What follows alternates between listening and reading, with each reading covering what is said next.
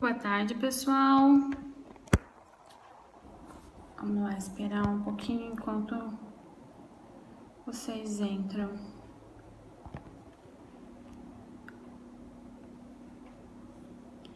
Tá todo mundo preguiçoso hoje? Cadê todo mundo? E aí, gente, vocês viram que eu tô colocando... Ah lá, pronto, começamos com uma pessoa. Vocês viram que eu tô colocando... Comecei a colocar, abri meu canal do YouTube semana passada e comecei a colocar as transmissões no YouTube. Eu já coloquei a primeiríssima que tivemos já tá lá no canal do YouTube. O canal é no meu nome pessoal. Boa tarde, tá no meu nome pessoal, Caroline Alberoni, tá? Eu coloquei o primeiro que a gente teve e aí eu vou colocando à medida que for dando, porque demora um pouquinho para subir, né? À medida que for dando tempo, eu vou colocando aos poucos. Assim, se vocês perderem alguma transmissão e não conseguirem assistir nem o replay, né, em 24 horas, pelo menos ele vai estar disponível lá. E se vocês souberem de alguém que não tem Periscope, que gostaria de assistir, bom dia, que gostaria de assistir, na verdade é boa tarde, né? Que gostaria de assistir as transmissões, é só falar para se inscrever no canal e assistir por lá. Ok? Então, é só uma novidade aí, caso vocês não tenham visto nas mídias sociais na semana passada. Eu abri o canal na sexta-feira. Além disso, eu tenho algumas novidades. Hoje, desculpa, mas eu não entendo francês.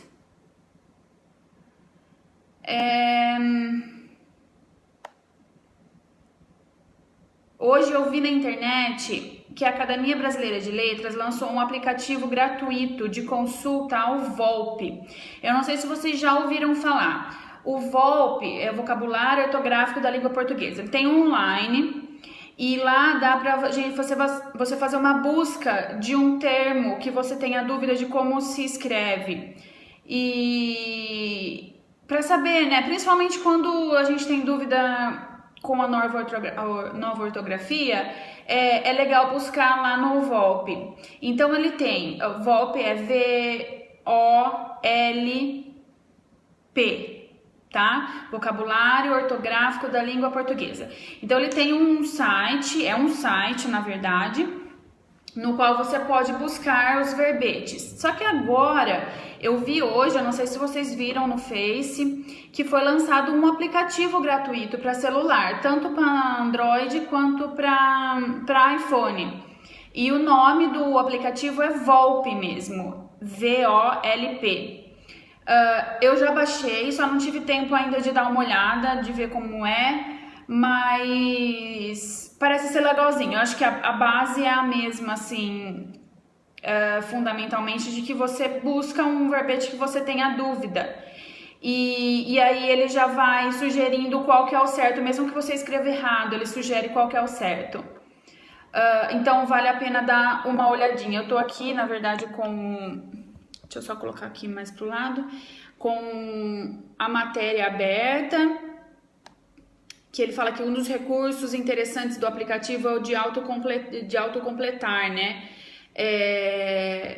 Então ele já vai... Aí nesse recurso já dá para você saber, né? Porque daí ele vai autocompletar com a forma correta da palavra. Então mesmo que você achasse que fosse outro jeito de escrever, ele vai autocompletar com a forma certa. Tem 380 mil verbetes, já com as novas regras do acordo ortográfico. E aí outros ajustes de tela mesmo de qualquer aplicativo, né?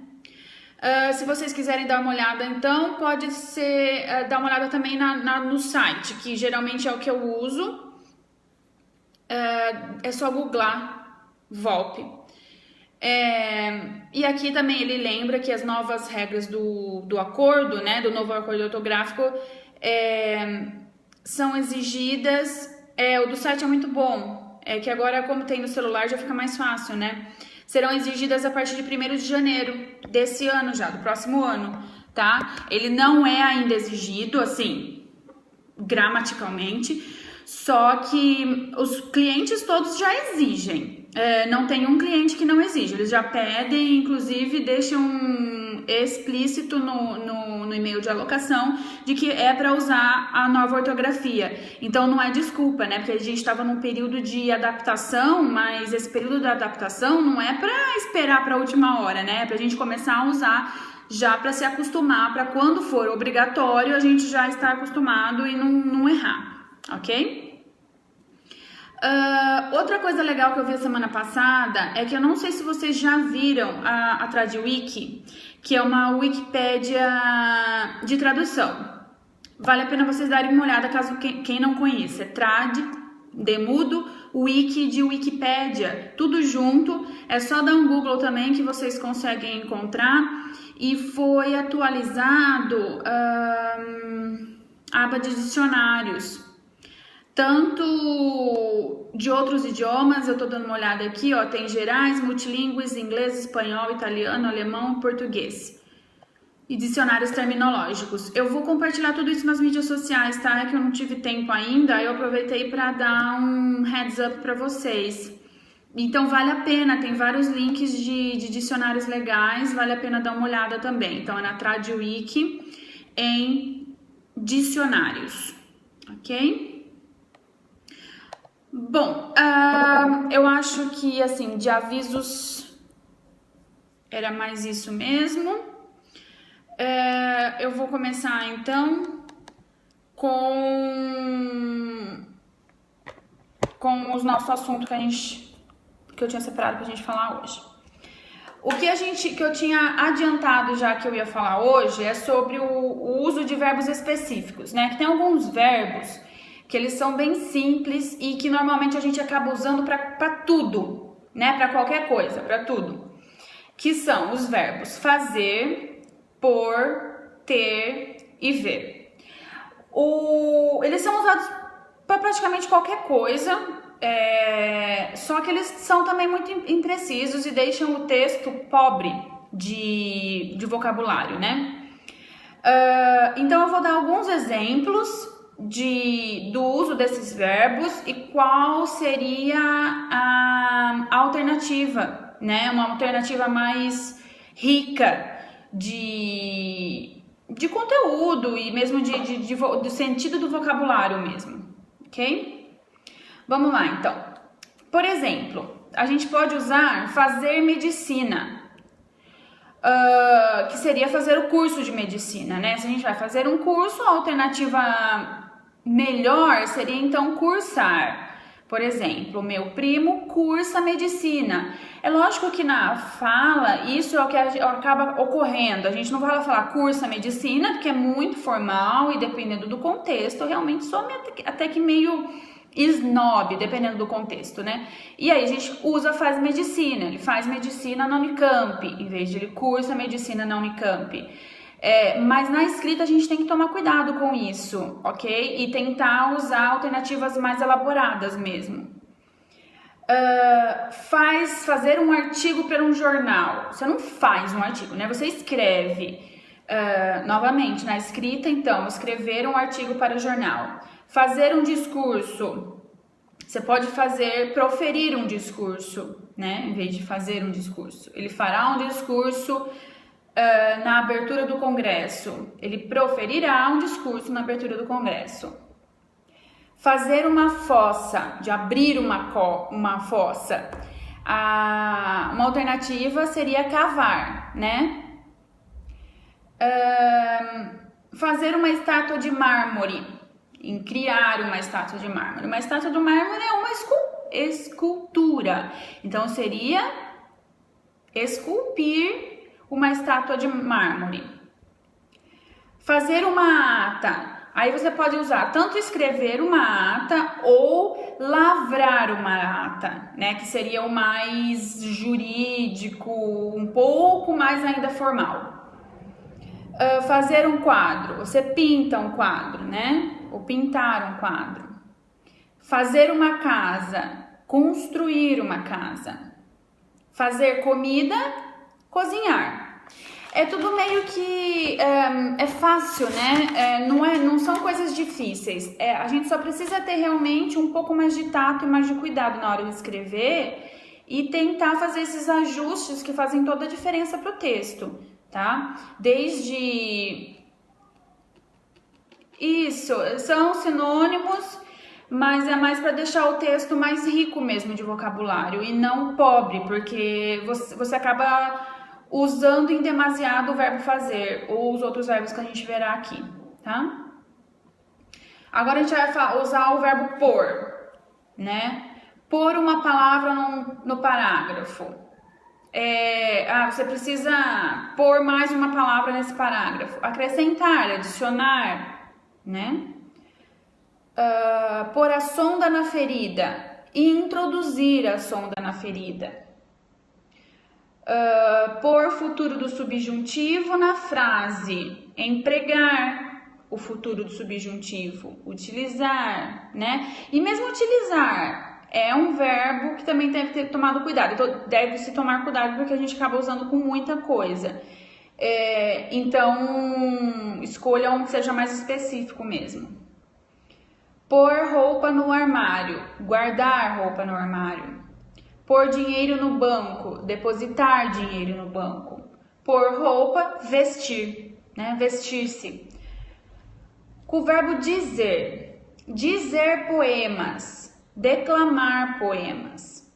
Dizer um segredo, tem um segredo para te dizer, tem um segredo para te revelar. Dizer um exemplo, citar um exemplo. Dizer uma história, contar uma história. Com o verbo ter. Ter respeito. A gente tem que ou respeitar, né? Que já dá para usar o verbo respeitar porque ele existe. Ou conquistar, conquistar o respeito. Ter dor, sentir dor. Ter 10 metros, né? Eu tenho 1,75 m, eu meço 1,75 m. Em peso, ter 50 quilos, pesar 50 quilos, peso 50 quilos, tudo mentira, não peso 50 quilos não. Mas deu para entender, né? O verbo ver, o último verbo então, ver a beleza, admirar a beleza, apreciar a beleza. Ver os detalhes, observar os detalhes. Ver pela fechadura, espiar pela fechadura. Ver um vídeo, assistir a um vídeo, lembrando da preposição a que deve se usar com o verbo assistir, assistir a um vídeo. Ver um crime, você testemunha um crime, né? Então, testemunhar aí. Então é isso. Isso é mais pra gente ter uma ideia do que pode ser feito, do que pode ser substituído, tá, gente? Não que necessariamente essas sejam, via de regra, as alternativas a serem usadas. A ideia é realmente que você preste mais atenção no seu texto depois dele pronto, que muitas vezes quando a gente está traduzindo ou quando a gente está escrevendo um texto mesmo original, a gente fica meio que influenciado pelo source ou pelas ideias. As ideias, se a gente está escrevendo um texto original, as ideias acabam... a gente quer acompanhar as ideias e aí acaba escrevendo de forma mais simples. Mas daí volta no seu texto, se você tem tempo, e tenta fazer essas alterações para realmente deixar o texto mais rico. Bom, é isso então. Tomar cuidado com os verbos fazer, pôr, ter e ver. Okay? E com outros verbos que nem utilizar mesmo, que às vezes é utilizado em vários casos. Outro assunto também que é que tem essa mesma ideia de deixar o texto mais rico e menos repetitivo, menos cansativo, é o uso exagerado da partícula que. Eu tinha começado a falar sobre isso na semana passada, né? Eu mencionei que a gente falaria sobre isso. E realmente, se vocês pararem para prestar atenção, muitas vezes nosso texto fica cheio de que e a gente fica meio, nossa, mas tá pesado, tá chato de ler, tá esse que e você não consegue encontrar alternativas.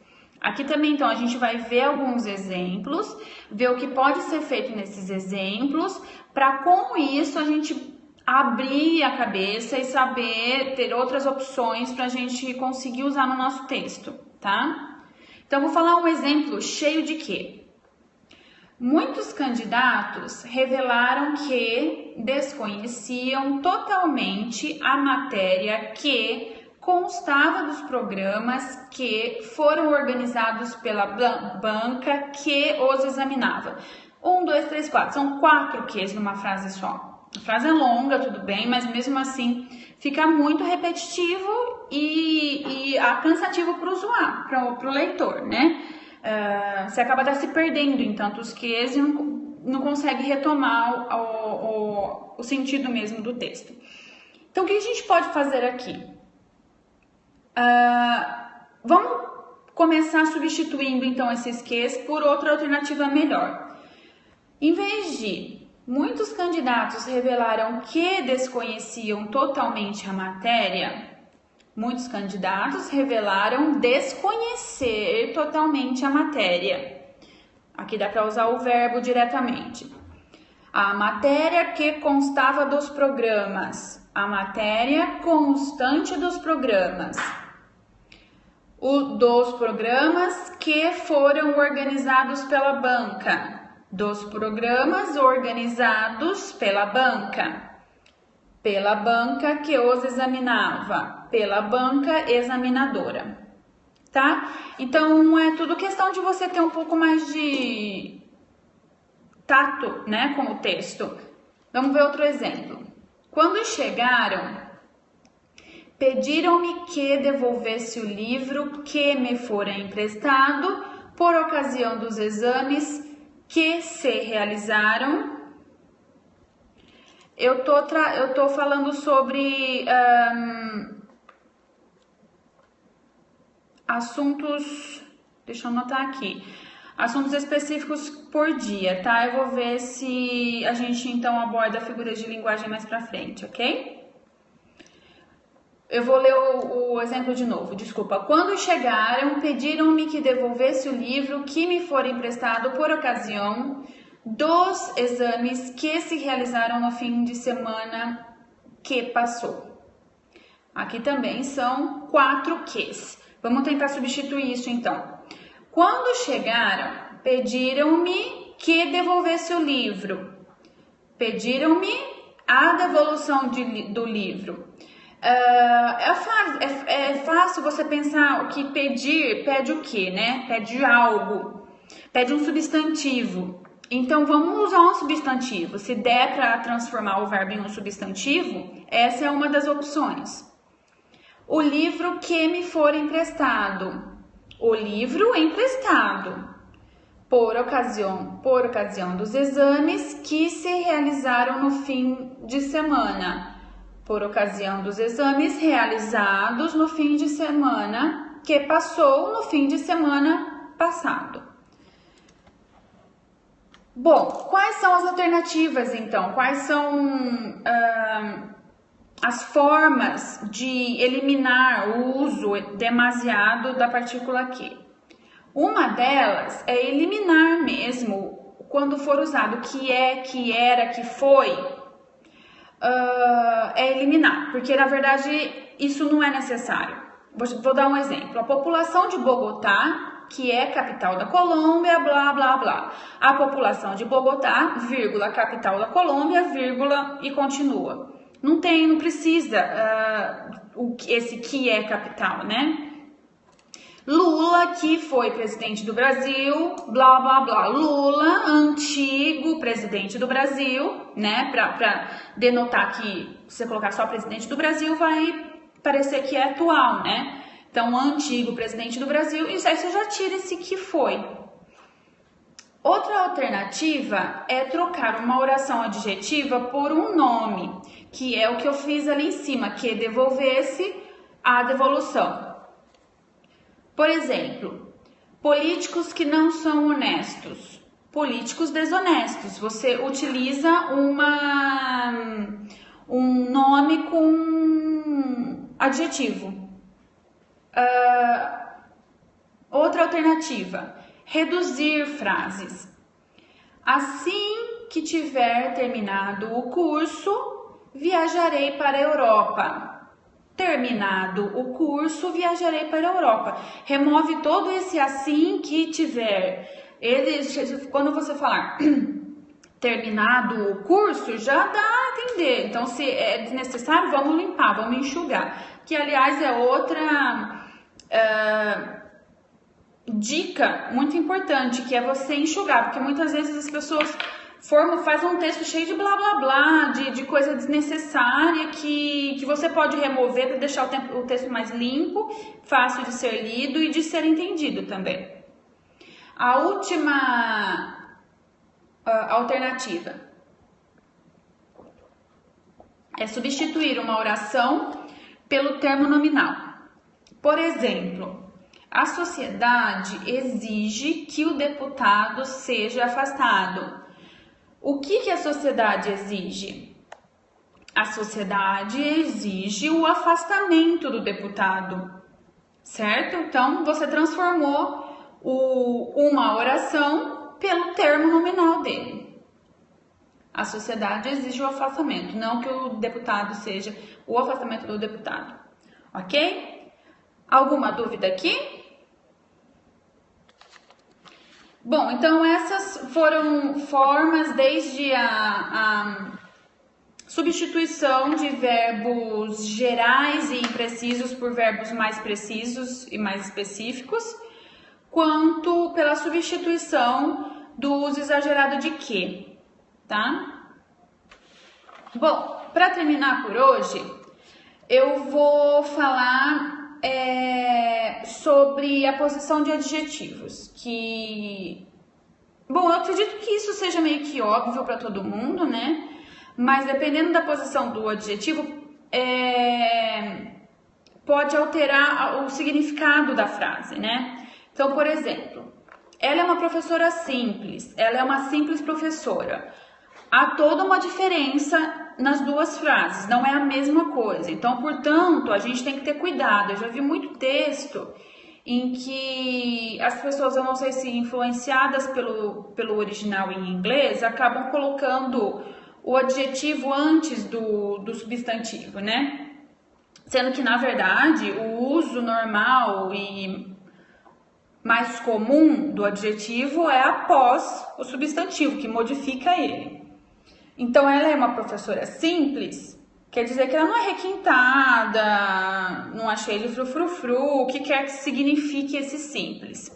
Agora, se você disser, ela é uma simples professora, já é um pouco denotativo, né? Que quer dizer que ela não é nada mais do que uma professora, uma mera professora, ok? Então, muda bastante o significado. Um uso bem... que a gente já está bem acostumado, que é, na verdade, o uso mais dado nesse caso, é aquele, eu tenho um amigo velho, eu tenho um velho amigo, né? Eu tenho um amigo velho, quer dizer que ele é velho, idoso, né? De idade avançada. Agora, se eu tenho um velho amigo, quer dizer que ele é meu amigo há muitos anos. Então, muda. Então, não tente inventar e colocar adjetivo antes do substantivo, porque na maior parte das vezes, o uso comum e normal é depois do substantivo. Em raras ocasiões, ele vai virar antes do substantivo. Então, não tenta inventar e criar moda, porque às vezes isso pode acabar desviando o significado do texto. Bom, hoje eu vou terminar um pouquinho mais cedo, tá, pessoal? Isso aqui eu separei para hoje, eu vou terminar 5 minutinhos mais cedo, infelizmente, sinto muito. as coisas estão corridas por aqui, mas eu separei então esses 3 tópicos e a semana que vem a gente continua com mais alguns. Lembrem-se de que as transmissões estão sendo subidas lá pro YouTube. Hoje, se der tempo, eu subo mais uma, a segunda transmissão, e vou continuar à medida, depois disso, à medida que a gente for tendo as transmissões, eu vou continuar subindo elas no YouTube, ok? O canal é Carolina Alberoni. Qualquer dúvida, gente, é só me enviar um e-mail ou gritar nas mídias sociais que eu respondo, tá? Ou mesmo sinto muito. Alguma coisa que vocês queiram que a gente, alguma frase que vocês tenham dúvida ou algum outro assunto. Obrigada. A gente se vê então semana que vem, ok? Beijão, boa segunda e uma ótima semana para vocês. Tchau, tchau.